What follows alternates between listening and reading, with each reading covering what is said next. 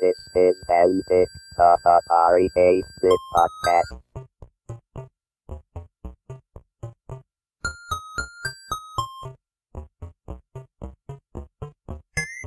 This indecipherable stuff written by these techie guys would come in, and then I would have to massage the copy and make it seem like a story. They used to force me to play games. Again, I wasn't really a gamer. I was a writer, and I remember, I got to play a game. This is Antic, the Atari 8-Bit podcast. I'm Kevin Savitz. Gigi Bisson was an editor at Antic Magazine, one of the two major U.S. magazines devoted to Atari 8-bit computers. She was also editor of Antic Online, the magazine's forum on the CompuServe Information Service.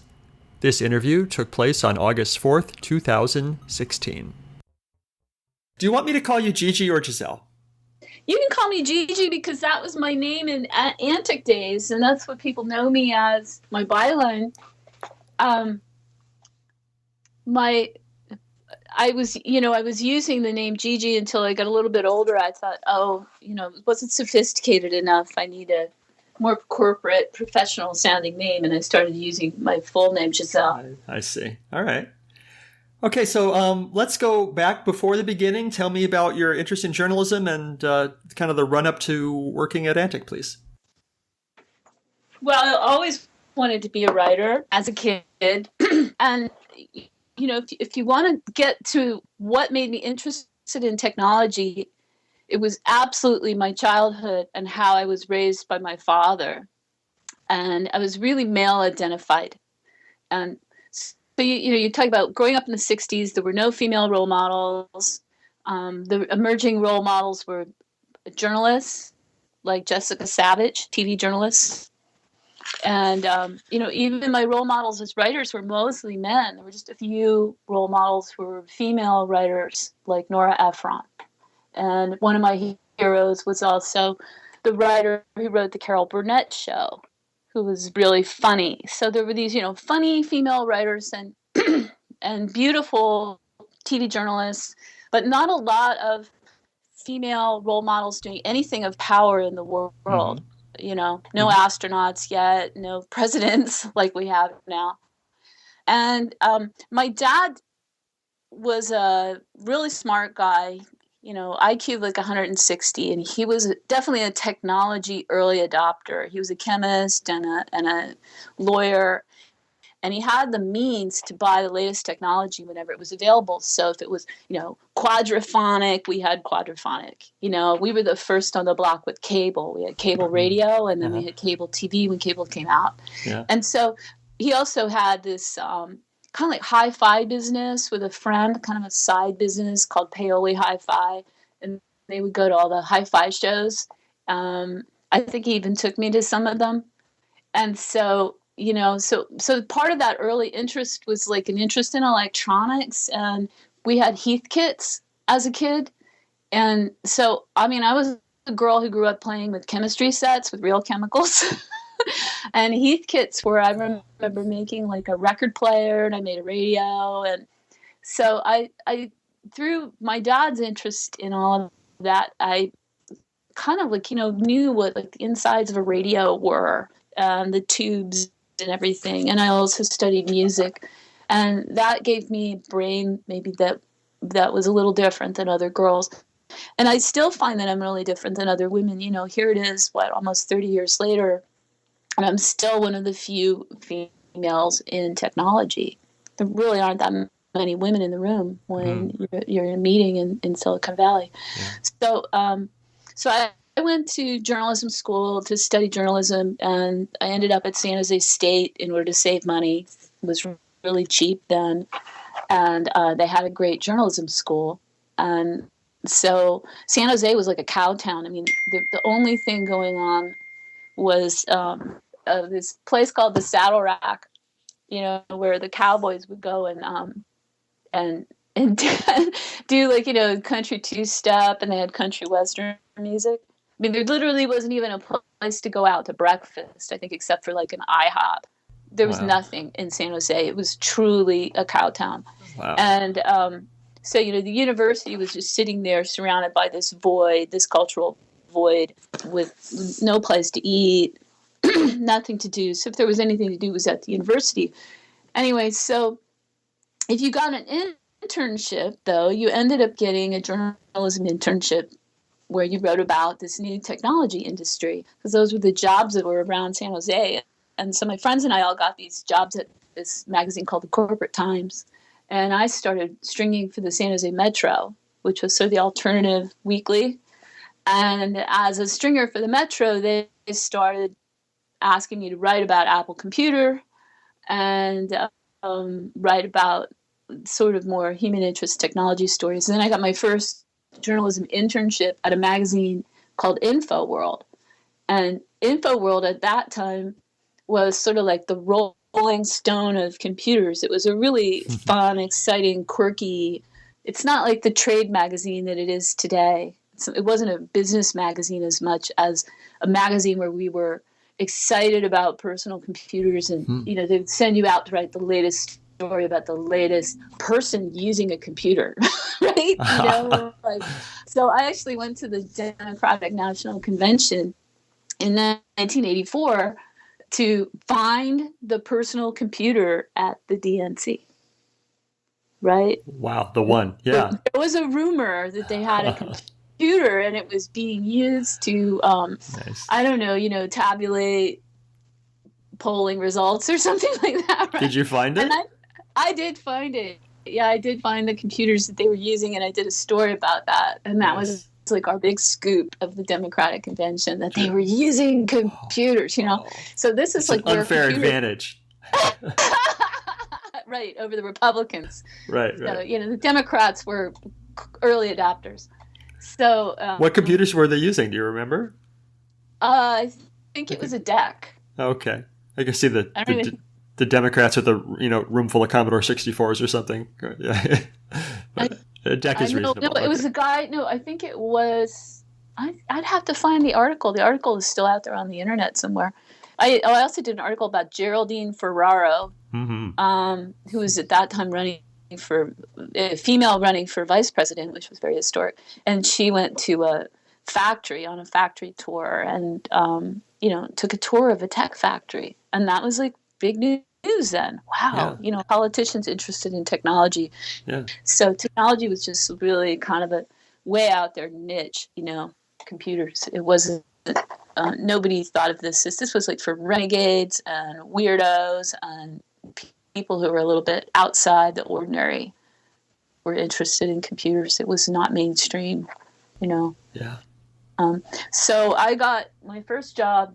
I was so tired of being poor and being a starving student that I was very motivated to find a job. And the minute I graduated, I had offers, and there were offers to go to the East Coast, and there were offers to go to LA, and then there was this one offer from this magazine called Antic, and that would let me stay in the Bay Area and go up to San Francisco and live in the big city. And I was like, yeah, I want to live in San Francisco. So, sorry, I didn't take that job because I was interested in Atari computers. I was just interested in living in the city, and it was the best pay of all the offers I got.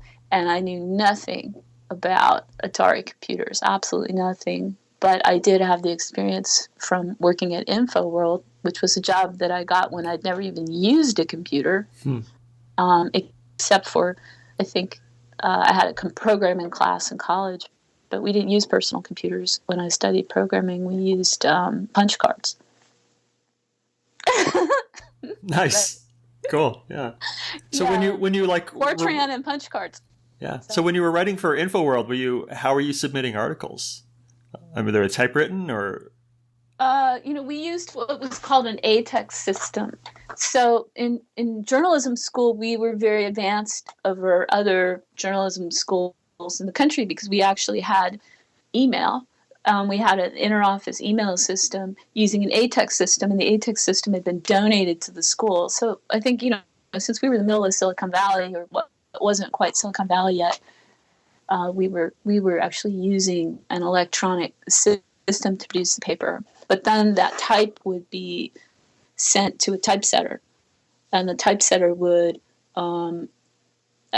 take the story and and turn it into the typewritten form, the typeset form, and then that would be printed out on paper, this heavy paper, and then you would use wax. Right, the paste up. Wax, and you paste up literally layout. paste it up. Yeah, we would learn how to do the cut and paste with an X-Acto knife and the God, I feel like a grandma here. This is like, when I was a kid. So, and Antic was produced the same way, using that system. And InfoWorld, of course, Antic, we used personal computers. We used Ataris to do the production. But InfoWorld, they used an ATEX system also with an interoffice email system. And we had to know something that would be like HTML in order to do the typing. Cool. All right, so you're hired by Antic. You moved to San Francisco. Tell me about the first day, the first week. What was it like? I think this was your first byline. Great. Antic. Yeah. It was in the office that later became Wired Magazine. So that was a really cool place to be. It was this warehouse that had been Jessica McClintock, Gunny Sachs, I think, was right next door or in the same building. So at that time, South Market in San Francisco was really truly an industrial district, and we still had people producing fashion and clothing. And the office we were in had showers in it.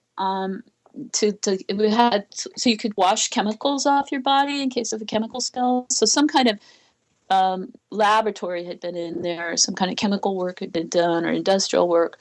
So it had like industrial elevators, and it had those big, cool windows, that open up, and actual air could come into the building, and the sounds of the street outside. Yeah. So it was this cool. We were like on the cutting edge, man. We were in a loft.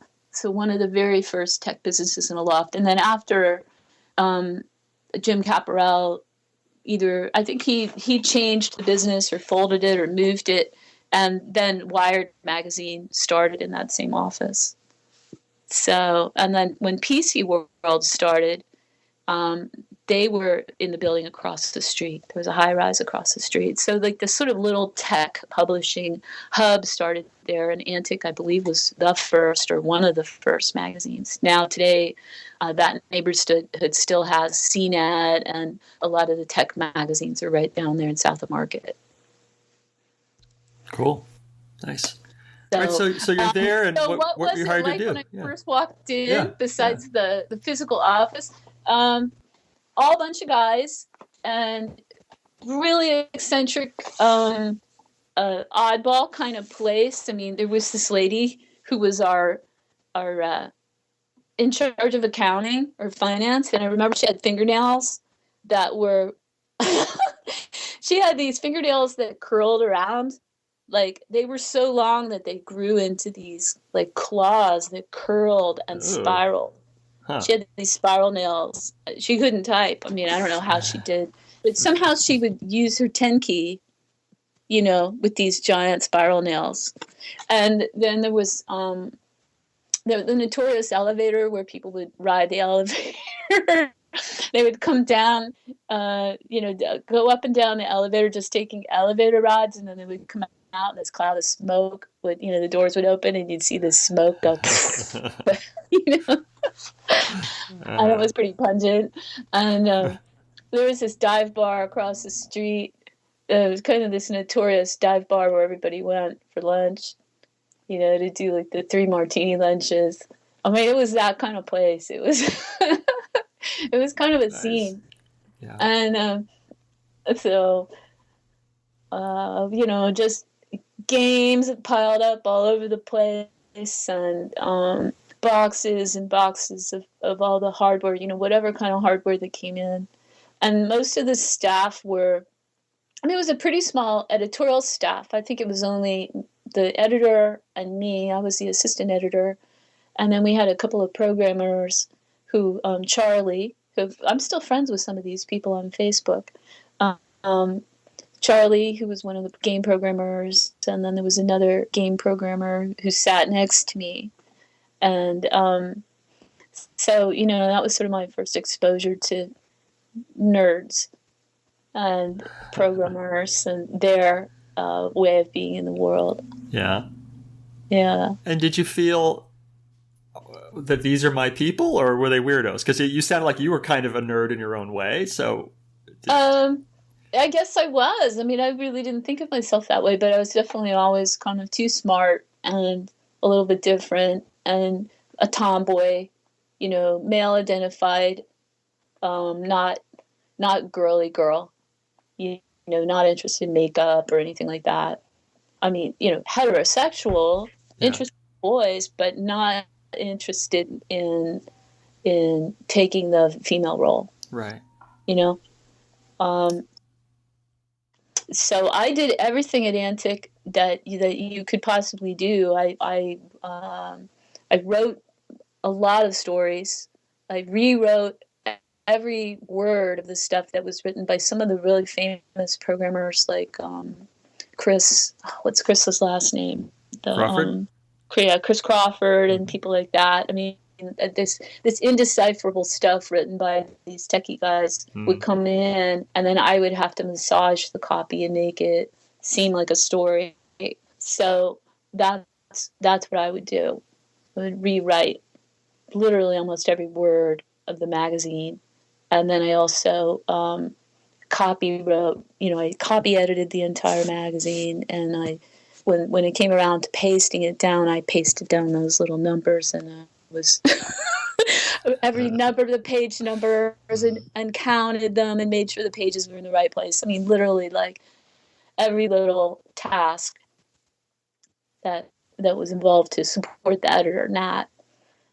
And it was just very I don't know, it was a fun place to work. I was there for more than 3 years. Yeah. And so we had a lot of every icon of the day walked through that room. And I had like Trip Hawkins. Trip, would call me on the phone, and I would have conversations with people like Trip Hawkins. I had his number in my Rolodex, so his direct line. So I mean, those companies like Electronic Arts were that small that you were dealing directly with the CEO. Nice. Did you uncover any of the stories I wrote? I should have. Oh, yeah, I'm looking at a list of them right now. I'm just gonna ask you about some of them. It looks like your first story. I don't know when you were hired. Your first byline story was the October 1985 issue. Okay, yeah. And then your last byline story was the February 1987 issue. So before I start asking you about specific stories, I want to know what sticks in your mind. Is there any particular story or maybe something that was unpublished that really sticks in your mind as something that was interesting or difficult or just there's a story behind it? Oh, okay. Well, one of the stories was, I don't know how we discovered that a lot of the stories at Antic were the same kind of stories I wrote at InfoWorld. It's like, somebody's using a computer. Let's go write about it. Let's research about it. I hear that someone's using a computer. And so in our case, it was somebody was using an Atari computer to do something that, that normally you would do with a PC, but they were able to do it better because the Atari computer was better. It had, more processing power. It had these graphics chips. It was able to do things that you couldn't do with a boring PC, right? So this story was, I went out to way up into the Sierra foothills to a little town called Colfax. There was a guy who had a cafe we called the Atari Cafe, and he had set up way ahead of his time. When you think about this, he had an ordering system where you could order through the computer. He had an Atari keyboard on your tabletop in this little mom and pop cafe. And Nice. you could order dinner, using your Atari. And that was, considered completely bizarre at the time and really far out. And of course, so far ahead of the time to augment what a waiter would normally do with just paper and pen, or maybe a adding machine or a calculator or now today, I guess the equivalent of that would be using a square. Right. right, on an iPad, or these dedicated systems had started to appear for restaurants. Mm-hmm. But yeah, he was way ahead of his time. So those were the kinds of that was a fun story. I also got to go to the National Weather Service, and the National Weather Service was actually using Atari computers. Wow. So Nice. another. So yeah, there were some other really interesting stories that happened, but that was when they spun off some other magazines. They started spinning off. They did an Apple magazine, To Computing, and of course Start, which was the magazine for Atari STs. Mm-hmm. And then there was a magazine for models. That was a strange one. Model. It was called Model Shopper. Oh, right. The model RC model plane magazine. Right. Yeah. Right. So yeah, Jim was really, really ahead of the curve on all of this stuff. He was writing about predecessors to what now are drones, personal drones. So you look at how these technologies take very long time actually to go from being a hobbyist technology to an everyday consumer product. Yeah.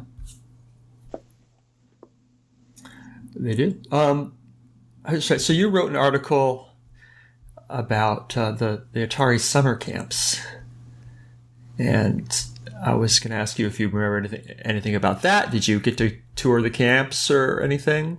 I did a whole... I didn't get to tour them. No? That was one of those articles I had to just write from interviews. And press releases and stuff. Yeah, I remember the illustration was really nice. We had some great illustrators that would do... this was before you didn't do illustrations with computers at that time. So there was some very nice art in the magazine that was done by hand. Yeah, yes, there was. Nice.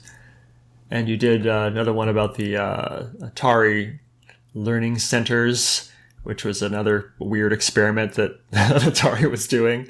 And they were trying all sorts of things, and you got to write about all of them. Well, I got to go to Atari a lot too, and I was constantly visiting the company. And actually, when I ended my time at Antic, Atari tried to hire me into the company.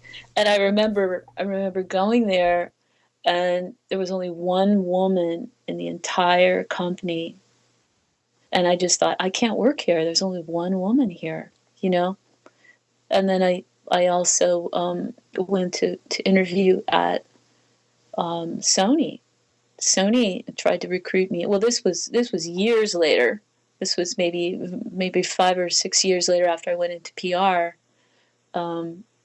Even 5 or 10 years later, there still weren't any women in the computer industry. And I remember going to Sony and interviewing for the job where I would be doing the PR for what was going to be the PlayStation, the first Sony PlayStation. And there was like one woman in the entire, and we're talking Sony was huge, big company.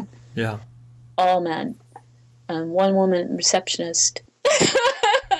Of course, right. Either in reception or in PR, right? That's it. Yeah. What would you have done at Atari?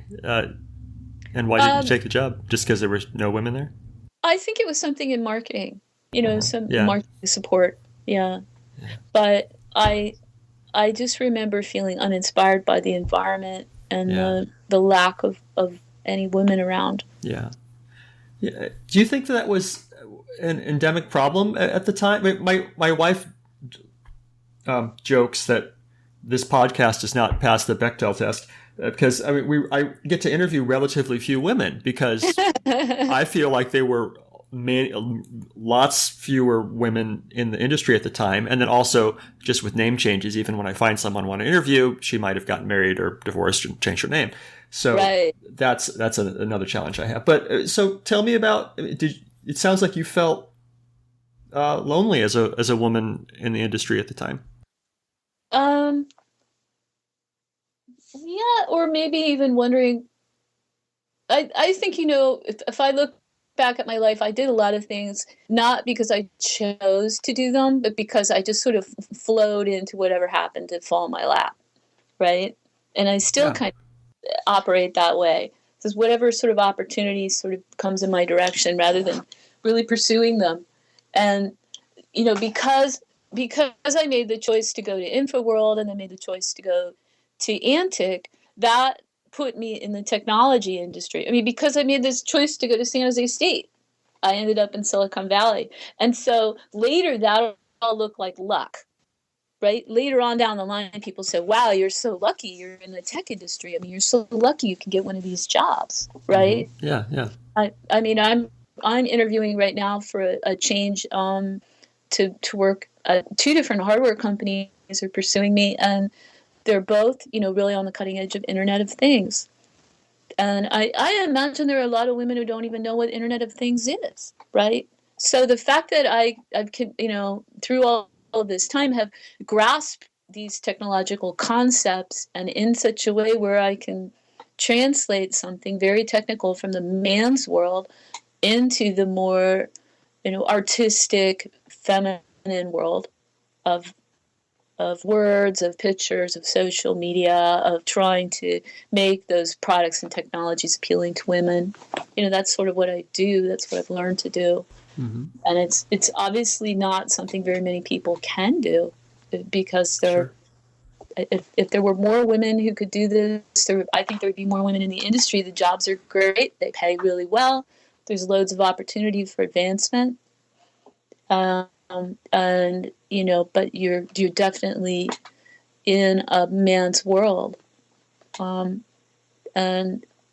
a lot of that man's world is very abstract. So it's about abstract logical thinking. It's creative, but in an abstract way. And then you're also dealing with a lot of people who I think have sort of Asperger's, mild form of autism. I think that's very all the spectrum. Yeah. Yeah. All of the, and I grew up with an autistic child in our family, so I think growing up around autism, maybe it was easier for me to adapt to being around people with those behaviors. Now they say that Bill Gates had mild Asperger's, has a mild form of autism, possibly. There probably are many very brilliant people who are a little bit, and then autism is rampant in Silicon Valley now among the kids that people are having. Yeah. So, maybe rather than thinking of it as a disorder, maybe it's a certain form of, it's a side effect of genius, of technical genius, Interesting. Yeah. But anyway, so I'm rambling there. No. Trying to, some of the most interesting things that happened at Antic, I can't really tell you. I mean, they're kind of scandalous stories. Oh, I want to hear them more than ever now. Well, there was a woman, the woman with the crazy fingernails, who always kind of gave me the creeps with the creepy fingernails. She ended up embezzling money, and she was one day at work. She was hauled off to the slammer. Wow. Yeah. Wow. The feds came in and handcuffed her right in the office, and she was asked to leave. So we had some things like that happen. I mean, there were definitely, it was the 80s. It was pretty wild. Yeah. The excesses of the 80s. We've already talked about potential marijuana use, and I've heard at Atari there was cocaine going on. Of course, it was the 80s and stuff. But did you see that sort of thing in your environment? I was naive, so I still am so goody two shoes and so naive. It could have been right under my nose, and I might have not noticed. Under your nose. Literally, yeah. So I might have noticed behaviors in San Francisco and in the tech industry that later, now that I'm older and wiser, I'm like, oh yeah, they were probably on some kind of white powder that made them faster and more paranoid. Right. I talk really quickly. But and your nose is running all the time, and sort of the behaviors that people had, eyes darting backward furtively. But that was really more later when I worked inside hardware companies. One in particular where a lot of that was going on. That was years later. Yeah. You sound like, I think you have more stories at Antic. I could just iterate on that. Tell me something else that happened. It doesn't have to be scandal, just something. Speaking of women, Joyce Hawkinson. Now that was an interesting story. Joyce Hawkinson, I did a story about this woman who had a really cool game company where she was trying to make games that were nonviolent, that would appeal to all people, including girls. And I wrote an article called Joyce Hawkinson's Fantasy Factory, and I got to go to Berkeley, and she had this office in this adorable yellow Victorian house. And Joyce was in a wheelchair. I think she had multiple sclerosis. And I was not allowed to show her in a wheelchair in the story or mention that she was disabled. We just presented her as an able-bodied CEO. Oh, interesting. And an innovator. And that was a great story. She was so compassionate and so quiet. And so I remember her voice was so gentle. And she had innovated some very creative games. So again, Joyce Hawkinson, who you don't hear about very often, was really one of the pioneering women in the computer industry. Nice. It looks like she's still out there and doing stuff. And here's her phone number, so I will call her for an interview later. Interview her, yeah. Yeah. Oh, yeah. Nice. And I'm sorry for mentioning that she was disabled. Maybe she never wanted anybody to know that. But I mean, I think now it's kind of cool to hear of people who accomplish so much in spite of any kind of any kind of obstacle that they have. Yeah. Absolutely. Challenge, I guess you'd say. Let's see, more Antic stories. Yeah. I mean, to me, the exciting times were when I got to go out of the office. Sometimes it was exciting in the office when people came in to demonstrate technology. I mean, I saw some of the okay. Here's one of the most fascinating things that happened. They gave me a CompuServe account, so I had full unlimited access to CompuServe. Now, back in the early 80s, this is hard to imagine, and maybe we should explain to your listeners what CompuServe was. CompuServe was a system, an online network prior to AOL, right, and prior to MCI mail, that was sort of the beginning of the internet. But it was a closed system, and you had to pay a subscription fee, and it was really expensive. You paid by the hour, and I think it was like $6 an hour. Yeah, $6 an hour for the slow speed at non-prime time hours. Oh, yeah, non-prime time hours. So in order to use my free, unlimited Antic CompuServe account, which I quickly became addicted to, online chat rooms. Mm-hmm. And this whole online world. It sucked me right in. And so I would be in I think I had they gave me an Atari computer to use at home, and I had my Atari in the hallway because that was that was near where the phone jack was, and I would be furtively clicking away. In the middle of the night, my roommate would get mad because of the noise, the noise of the keyboard. Uh-huh. And but that was when the rates were cheaper, so everybody was on at night, 2:00 in the morning. And one of the people that I used to chat with was John Dvorak. And I think it was because he also, as a member of the press, had one of these unlimited CompuServe accounts. Uh-huh. But I was kind of a celebrity on there because people were like, wow, you must be rich. You can afford to be on here all the time. It was sort of a status symbol to be able to spend time in the online world. And, it seems so boring today to just be dealing with character interface on a black or amber or screen, right? Right. Yeah. Green or amber on a black screen. Yeah. With no color, with no graphics, with no video. But that's what it was then, and it was still fascinating because you were dealing with strangers, unidentified people. I mean, to me, that was like a form of travel that I found fascinating, being able to and when I was a little girl, I was really into CB radios, which was a big fad in the 70s, right? Yeah. CDs. So CDs and amateur radio were sort of the predecessor to the internet. Right. And the CompuServe chat room was called the CB simulator. Right. It was a CB simulator. That's right. So, and then we also had something called party lines, or there were these lines where you could pick up, you would find these phone numbers. This was in the 70s, where you could connect with another person on the other end through the landlines, right? And there were these networks were set up by hobbyists and amateurs of these. They would figure out the phone company, I guess, had these lines. They were test lines, and we would call and communicate as teenagers through these networks of landlines. It must seem strange today that we were using CD radios, but there is some desire at that time to communicate beyond your local area and interact and engage with strangers and share ideas. And some of the friends that I met, of course, I almost always met male friends, but I did meet a couple of female friends doing this with the CDs and these lines.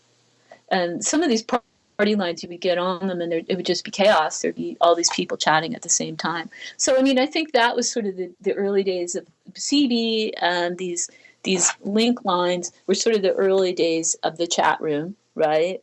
And then you had the chat rooms that were starting to happen on CompuServe. And then later that blossomed into the internet. But so at Antic, we created a magazine called Antic Online, which literally was the first magazine ever on CompuServe, which would therefore make it the world's first website. And because it was just something, it's just this little side project, it's not important, it's not the real magazine, they put me in charge of it. So I was the editor of Antic Online.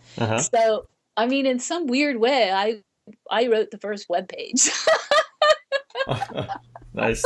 And the way I did it is I didn't know what I was doing, so I took pieces of paper and I made a tree. So I think this was, the logic of how am I going to navigate through this online magazine. I took the pieces of paper or Post-it notes, and then I made a tree on the floor of where we were going to navigate, right? The first page will be this, it'll be a menu, and then that'll branch off to these pages. Right. In order to visualize that, I did it literally, and then mapped it all out on the floor. And then somebody who was a programmer on staff then helped me. He programmed all of that, but I actually determined what the words were going to be and what the tree layout was. And then I did live reports. So I would actually, I went to, I helped them write live reports from different computer conventions, and trade shows and news.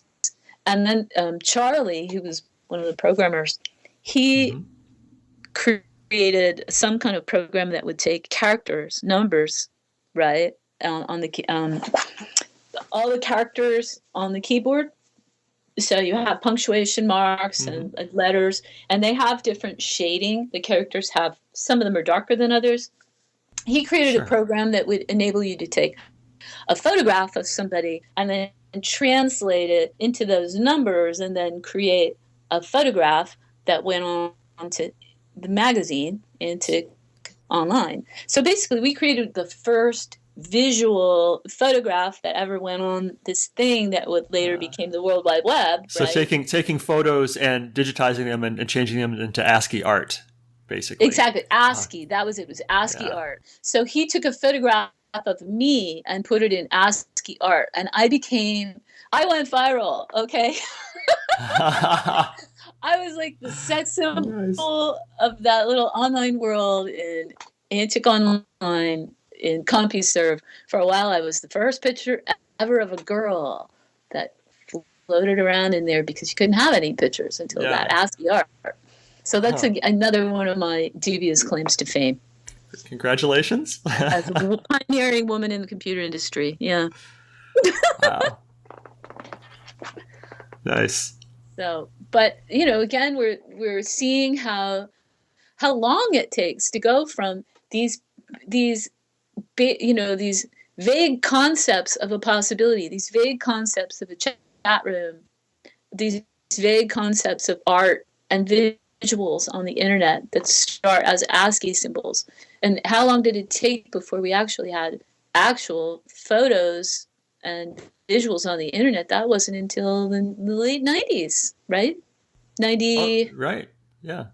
96 was when we first started seeing commercial websites, and it wasn't really until the late 90s when you had much of anything visual on websites. It's really taken a long time. We get all this hype about how fast the Silicon Valley innovates, and looking backwards, it's actually really pretty slow. And I think if we didn't have so much of a fixation on getting rich and making lots of money, and if technology went back to its roots, which were people doing cool things because they were interesting, and there was no expectation of getting rich, that was just not a big, it wasn't a big motivating factor in Silicon Valley. Looking cool was not a motivating factor. Dressing in the latest whatever, carrying the cool backpack. I mean, if you look at what people are obsessed with now in the tech industry, it's really kind of sad. It's like, oh, you have to have the hoodie or the turtleneck, or you've got to have the Tesla. These were things that just didn't matter then. I remember, you used to see a lot of these like guys who looked like members of ZZ Top, with like big, long, shaggy beards and long hair, walking around barefoot. I mean, that might be the smartest programmer around, and his status didn't come from the car he drove or how much money he made. It came from what cool things he was inventing and innovating. Nice. Now it's become an industry that cares about profit. Yeah. Let's get back for a minute to, you talked about being a woman in the industry in general, and I wanted to talk specifically about being one of, except for the woman with the crazy fingernails who embezzled. It sounded like you were one of the only woman at Antic. Was that, I don't know, what was that like? I guess I was the only woman at Antic. I mean, in editorial, I was the only woman. There were women in the production end, graphic design. We had a woman doing that, and women in accounting, and maybe human resources. But they were on a different floor. The section where we were dealing with the technology and the games, that was just me. Yeah, I was the only girl. Interesting. I didn't really think about it that much. All right. But it's true. I mean, I think I was just, when you decide to enter the working world in the 1980s, if you were working and doing work, unless you were either a secretary or some kind of support staff or a receptionist, or that was it. Yeah. Yeah. Should we talk about how your time at Antic came to an end? Well, they actually laid me off, I think. Obviously, it wasn't because I wasn't good at what I did, because I was there so long. But I got laid off, and then I was immediately hired back as a freelancer. And so I don't think I was laid off. It must have been a financial decision. And then, I was a freelancer. I worked from home, and I wrote articles from home. And that was when we moved into the Atari ST magazines and the Model Shopper. And I continued writing for Antic because it paid well, and it was fun, and it was easy. And in a lot of ways, it's one of my most fun jobs I've ever had. getting paid to write about interesting things and meet people. That's the best job ever, right? Yeah, sounds like it. And so, and that was definitely the creative side of technology. There was never we never talked about money in these articles. Just getting back to how Silicon Valley became very profit oriented. You look at some of those companies, Activision, some of the Apple, some of those early companies that we were writing about. The focus at that time was always on what the technology did, what you could do with it. Noam Bushnell, who was always, criticized, I think, for his failures, right? He had some spectacular flops and some spectacular successes, but I think it's because in the end, he didn't really care about money. He cared about doing something interesting and cool and innovating, right? So I think when innovation is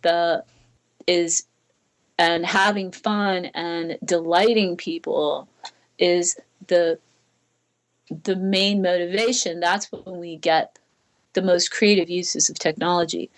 And when the main motivation is, can we get a venture capitalist to fund this? What's our pitch like? What's our strategy? The focus now is so profit motivated, it's so bottom line motivated that it pretty much excludes the ability to innovate.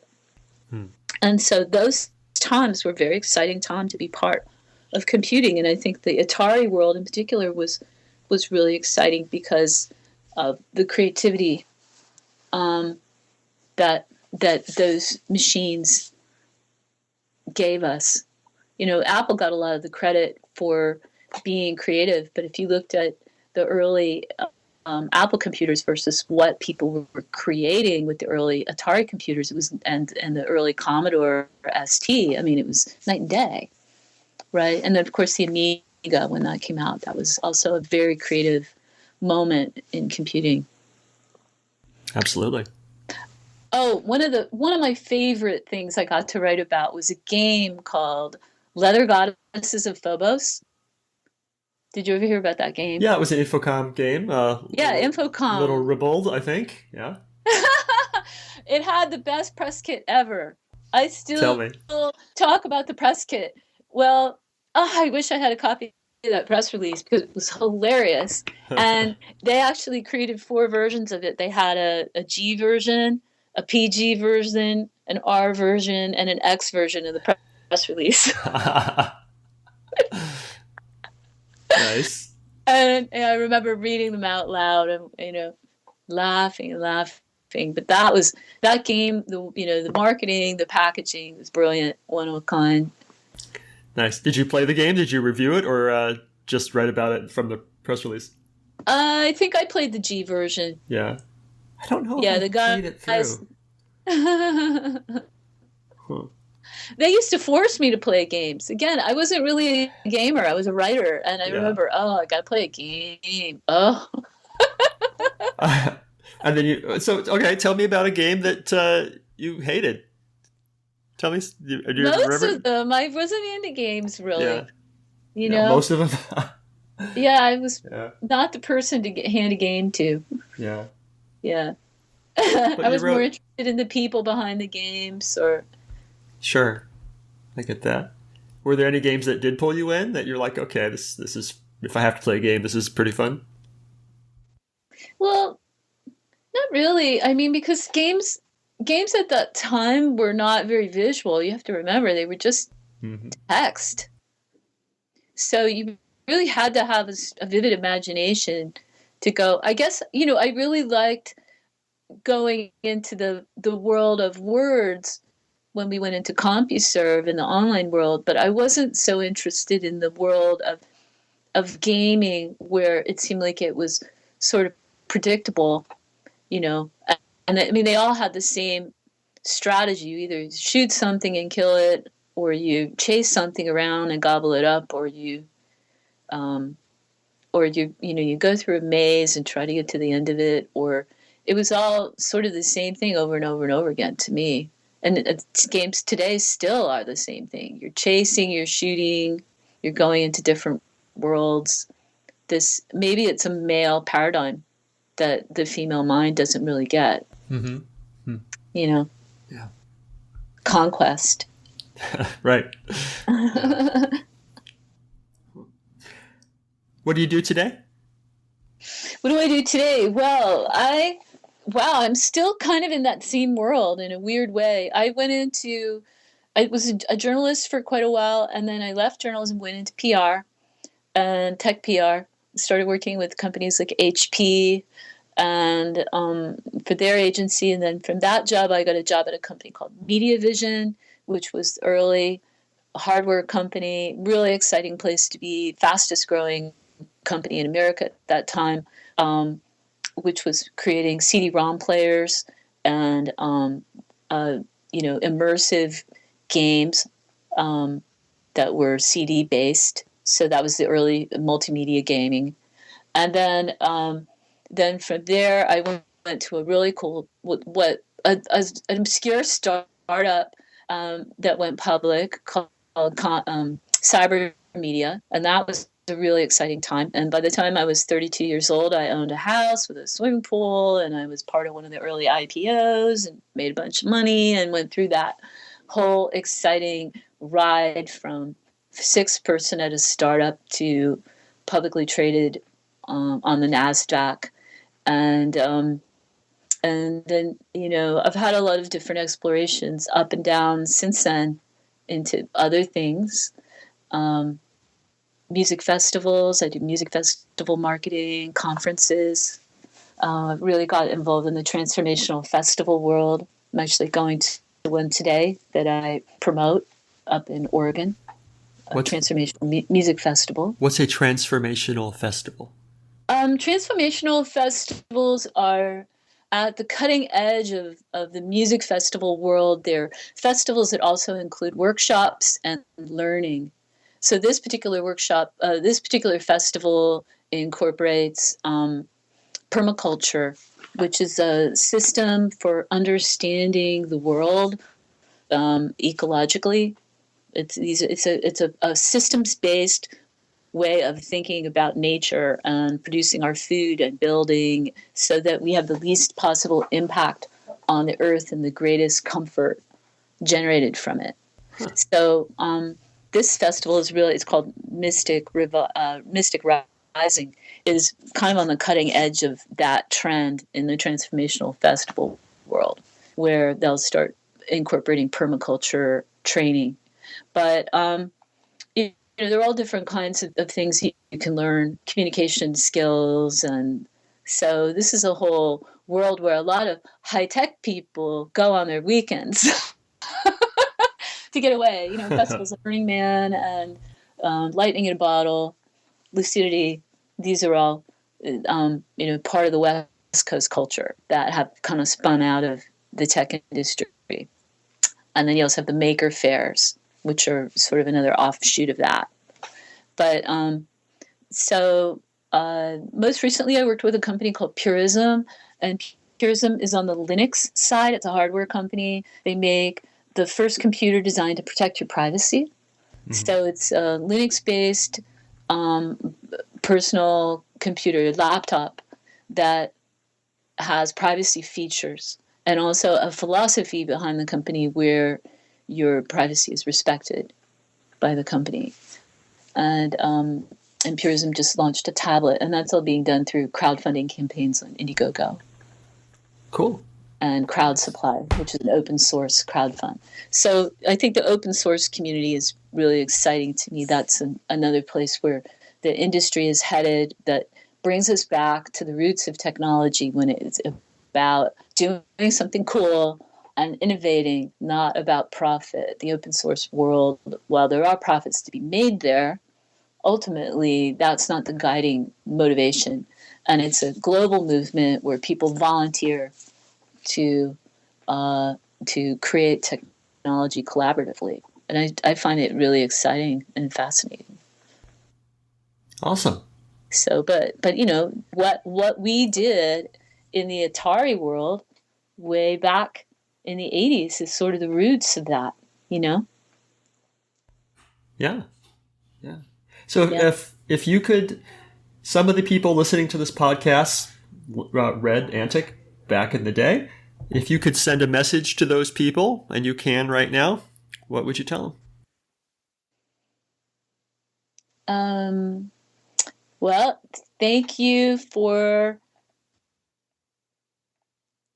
supporting a culture of innovation and creativity in technology at a time when there was sort of a battle between the business world and IBM and making PCs all boring and gray and stodgy business suits, and it was just for accounting. And the Atari was not taken seriously. The serious computer was the one you did work on, and the Atari was like not serious because you did fun things on it, right?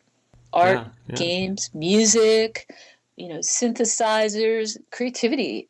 And it's like, wow, isn't it sad that there was a time when people thought that it was more important and more serious to use a tool, the greatest tool that we've ever made as an extension of the human brain. It almost went down the path of just becoming a glorified calculator, right? So it's important for us to continue to fight for personal computers that are personal, where we have control over creating the content, where we can do programming, where everything isn't stuck in the cloud, where we still have some control over our own data. These were things we were doing in that at that time. People were writing their own. Antic was teaching people how to program a computer, right? We were teaching programming. We were teaching you how to create, how to. That was a big part of Antic, was learning, typing in these games and making them run, and that was how kids were learning how to program.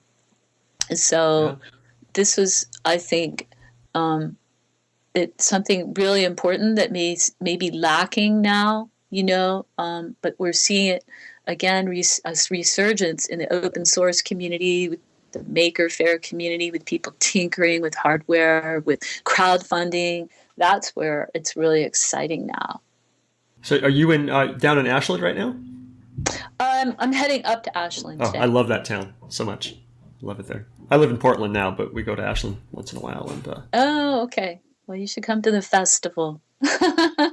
I cannot. I'm going to I'm going to the Vintage Computer Festival in San Jose this weekend. So. Oh, I have a friend who's going to the Vintage Computer. Daniel Kotke. Okay. You'll see him there. Daniel Kotke. Daniel was the first employee at Apple Computer. Good friend of mine. Excellent. And I became friends with Daniel when I was a reporter at the San Jose Metro. Or it may have even been for another magazine where I was told to interview him for a story I was doing on Apple Computer on the early days of Apple. He was Steve Jobs' friend in junior high school, and they went to college together at Reed. And that was how Daniel ended up being part of Apple in the early days. Cool. So he's one of the true tinkerers, continues to tinker, and he's really interested in vintage computers. He might even be speaking that. I wouldn't doubt it. I'll look for him when I'm down there. I think I have what I need. Thank you so much, Gigi. This is great. All right. Well, it was fun. Walk down memory lane. I wish I did a little more homework so I could remember all these names of all these people. But if you need any names or facts, let me know. Thank you so much. You're welcome.